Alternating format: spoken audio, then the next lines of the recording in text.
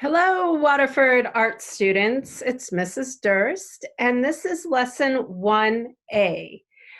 Today, we are going to first take a look at what happened since the last time we were together.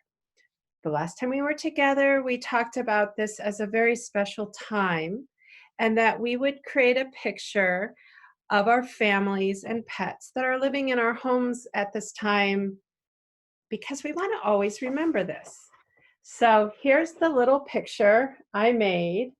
I have me, my husband, and my two boys and our dog Oki. My two boys are on the high school Ravens lacrosse team, so I pictured them with their lacrosse sticks. What you will notice about this picture is it is my family, but I didn't put anything about the weather. I didn't put a background that would indicate what time of day this is taking place. And I also didn't put a season specifically. Now you can guess it's spring because of lacrosse sticks, but I want to draw your attention to the fact that the whole subject matter here is our family, Oki, and oh, I almost forgot Stripe, our leopard gecko. We also have, I thought about putting some pretty flowers here on the table, but then I thought, what is even more important these days but toilet paper and Purell? So you can see right there on my table, rather than beautiful flowers, I put these things in my picture. So I would love to see your pictures. You can email me a photograph of you holding up your picture. If it doesn't work, don't worry about it. I just would love to see your pretty little faces smiling up at me because I do miss you and being at school with you to learn art. So today, as we set up our art space, I would like you to find lesson 1. And look who's here, Gronk. Gronk, who reminds us all that no matter what we do, we can't make a mistake. Art is in the trying, right?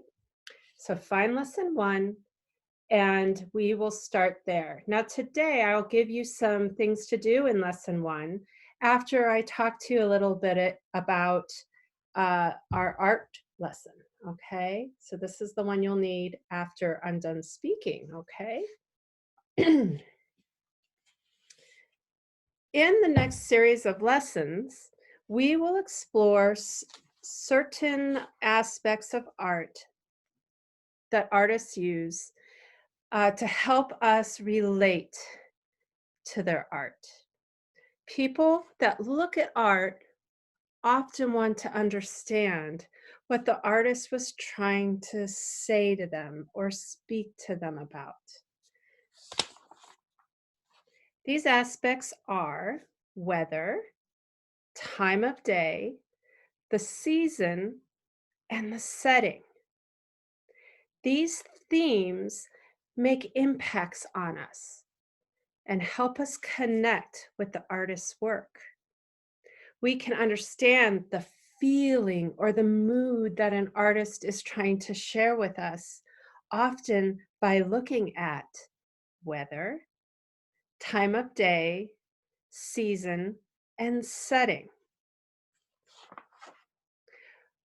Weather is our first aspect that we will explore together. Weather can be the subject of the painting. It can be just about the sun or the rain or the snow, or more likely, weather is the backdrop, the thing that's happening behind the main subject of a piece of art. This backdrop, this setting, helps us feel what the artist is trying to tell us. The interesting thing with all of these aspects we'll be studying, it does not matter when you live. A sunny, beautiful day in Utah is no different than a sunny, beautiful day in Utah 400 years ago. So weather connects us throughout time with that artist's work. It also does not matter where often you live, meaning a beautiful sunny day in Utah is often a lot like a beautiful sunny day in China. So someone from China can also relate to that same piece of art, just like you, just by understanding weather. The neat thing about weather is it doesn't matter what language you speak. You can speak a totally different language and look at a piece of art and relate to the weather you're looking at, whether you live in Utah or Europe, somewhere in Europe. The most important thing about weather is that it draws us in and it matters to us as humans. We care about the weather.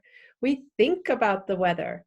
And in a piece of art, that resonates with us, that makes us feel something about that piece of art. It creates a mood. Today, we are going to look at some of the most famous paintings ever painted that deal with weather. And we will talk about it. We'll see how the artist used weather as a tool to speak to you many, many, many years later at Waterford, at Utah, in March 2020. All of these paintings that we'll look at and see today were painted by different artists who spoke different languages and lived in different countries and sometimes lived hundreds of years in the past from us. But all of these paintings, I will guarantee you can feel the weather. You can associate with what that artist was talking about in his work or her work. So let's get started. I'm going to show you about 7 pieces of art today that we can all look at, right, Gronk? We're going to take a look. And let me see if I can do this. Here we go.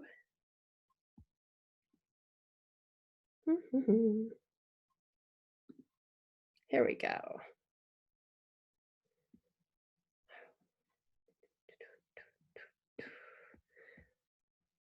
Here we go. There we go. Just takes a minute. There. All right. Oh, good. We're trying things for the first time. Right, Gronk? Doesn't matter if they work quite right. Sunday Afternoon is the name of this painting by Georges Seurat. He was French, and this takes place in Paris, France, 136 years ago. Can't you still today feel the warmth of this very day? You can see the ladies who must use an umbrella to shelter from the hot sun. You can also see the strong spots of shade, which tells us the sun is very strong at this moment. You can even see something unusual for the time this was painted, which is a man in the front wearing an orange tank top. Back 136 years ago, people wore a lot of clothing. As you can see, these ladies, even though it's very hot, are wearing a lot of skirts and tops and hats, and this was very normal. So to see a man in the front of the painting with his arms showing is very unusual and tells us, whew, this must be a very hot, sunny day in Paris, France. This next painting is called The Souvenir of Mortefontaine by Jean Corot. He too was French. This painting was painted 156 years ago in 1864. It's the French countryside, not the city like we saw before. And you can see that a woman and children are enjoying a beautiful day in front of a glass flat lake. That tells me that there was no wind in this picture. There's no ripples against that perfectly glassy lake that's reflecting the trees in the background. So the wind is not blowing. The people look to be warm and enjoying the opportunity of maybe finding some blackberries that have grown up on that tree. The next picture we're going to look at is called Breezing Up a Fair Wind by Winslow Homer. This painting was painted 144 years ago, but I look at this and I can tell you that it looks like a scene from Lake Erie just this last summer with my family. So even 144 years ago can bring me back to a moment on a beautiful day, enjoying a sailboat. And it would have to be a beautiful day to be there with the children, just kind of laying about, enjoying the wind, the sun, the clouds. And then what I see too is that the boat is filled with fish. So there was no bad weather that whole day. They were able to sail about on this beautiful Massachusetts bay without a problem. So another gorgeous day in a partly sunny atmosphere. Here we go. Oh, now this is the oldest painting we're going to look at today. This painting is called Mr. and Mrs. Andrews by Thomas Gainsborough. Gainsborough, yes. He was an English portrait artist, and he painted this, is probably his most famous painting because it was extremely unusual. These people are obviously not in dress clothes. In fact, folks, in 1750, when this was painted, 270 years ago, this was like wearing shorts and t-shirts, what they're wearing in that picture.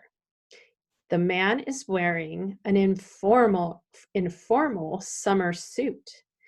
And the young lady in this picture, Mrs. Andrews, is wearing a straw hat and a cotton dress.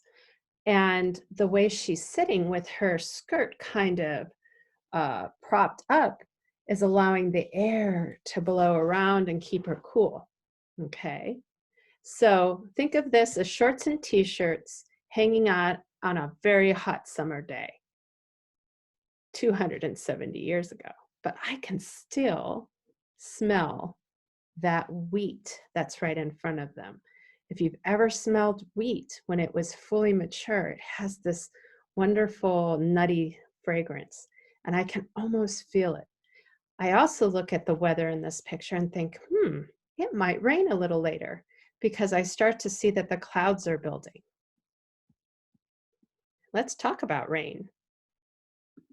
Ta-da! I thought this one was great.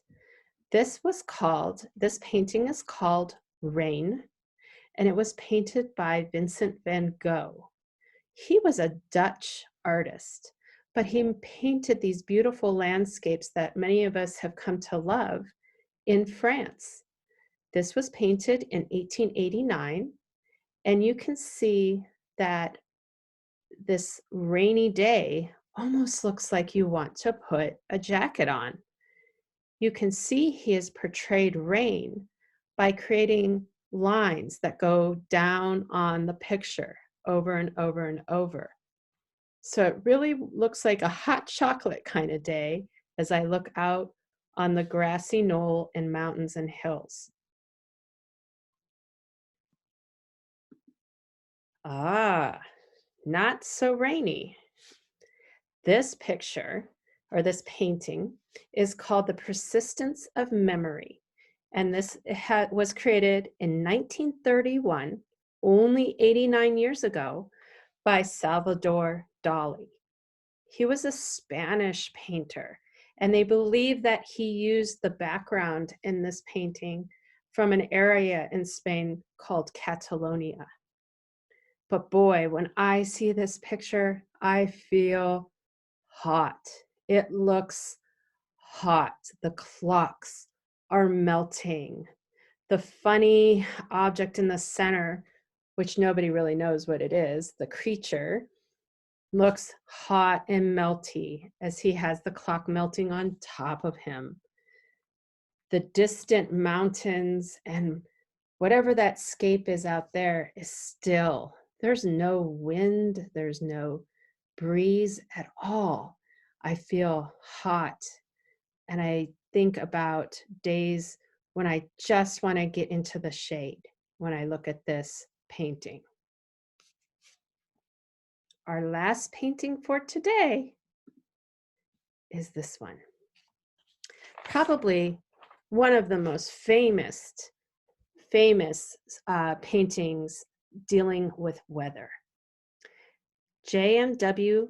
Turner was an English painter. When he was 70, or he painted this, I'm sorry, in 1842. That's 178 years ago. When he was 67 years old, Mr. Turner tied himself to a steamboat mast, lashed himself to the mast, and had the crew take him out into a violent blizzard.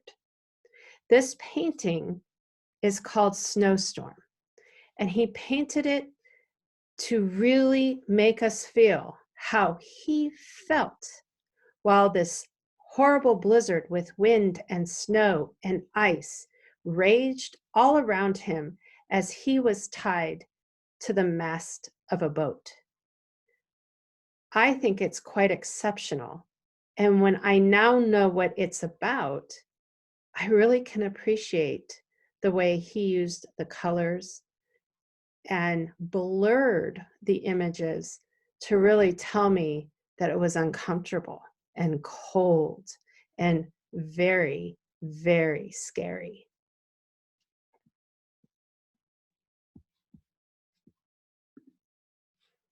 Hi. So thank you so much for looking at those pictures with me. What I'd like you to do now is find your lesson 1. Make sure you put your name and your teacher's homeroom name on here so I can keep track of these later. What I'd like you to do today is use your pencil and your coloring utensils to work on these blocks that have different weather. This one says tornado. That one will be fun to do. We have hail. We have a thunder and lightning block. So I'd like you to think at how you would create weather in each one of these blocks and work on that. And then at the end of this, if you still have some time, go back and paint your favorite type of weather behind Gronk. He would love to see what your favorite kind of weather is. Okay? Long ago, I created a picture of my favorite kind of weather. This was the painting I painted of a windy day. And you know it's a windy day because of how straight out that flag is flying. And if you could see, the tassels of this woman's apron are blowing around.